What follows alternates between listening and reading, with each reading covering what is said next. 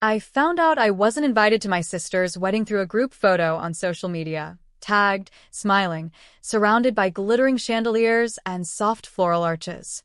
The caption said asterisk, couldn't imagine a more perfect day. Asterisk, and there, in the background, was the very venue we once walked past as teenagers, dreaming out loud about the day she'd get married, and I'd stand right beside her. But I wasn't in that photo. I wasn't even in the guest list. No invitation.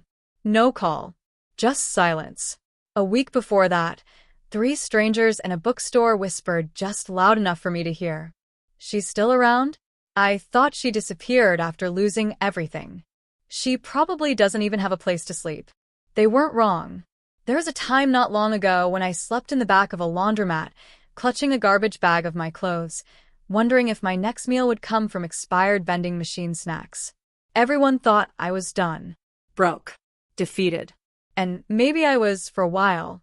But what no one knew was that even in the darkest corners of that rock bottom, I was watching, listening, learning. I taught myself real estate law from free library books. I followed auctions. I studied contracts. And one day, while no one was watching, I bought my first property. Then another. Then 3 more. Quietly. Under shell companies. I didn't post it. I didn't flaunt it. I let them think I was still the forgotten sister. Until the wedding. The venue, that lavish estate with sprawling gardens and a crystal ballroom, was familiar. I'd seen its name before. Recently. In a private auction listing I subscribed to months earlier. And I realized something chilling. It hadn't been purchased yet, it was still pending. Still available. All it would take was one move. So I made it. No one noticed when I showed up for the legal meeting. No one asked questions when I signed the deed.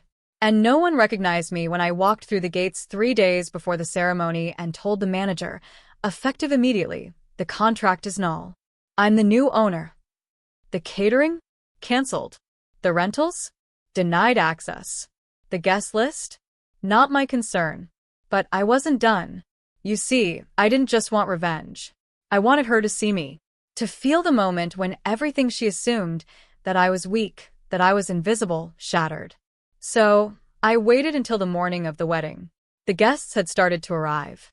Her fiancé was fixing his tie in the mirror.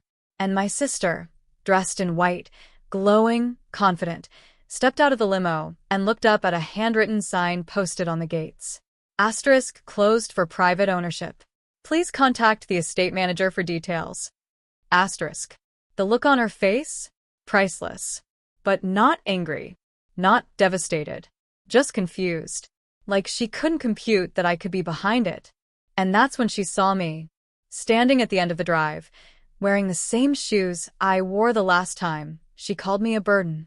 The last time she told me I couldn't possibly contribute anything meaningful to her big day. Her fiancé tried to approach me, demanding an explanation. I said nothing. Just handed him an envelope.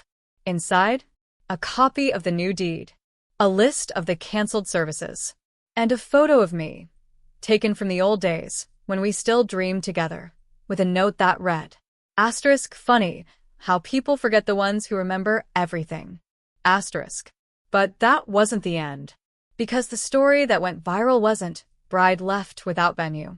It was asterisk, forgotten sister saves dream estate from foreclosure, then walks away without a word. Asterisk, people didn't see vengeance, they saw strength. Mystery. A twist that felt too cinematic to be true. But it was. I didn't destroy her wedding. I just paused it. She eventually found a smaller venue. She got married a month later. She didn't invite me. Again.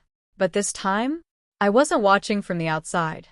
I was already on the next move, finalizing plans to turn the estate into a retreat for women rebuilding from financial abuse. A place for those who'd been forgotten, left behind, or underestimated. Just like me.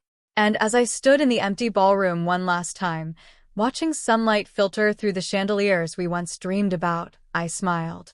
Because I wasn't angry anymore. I was free.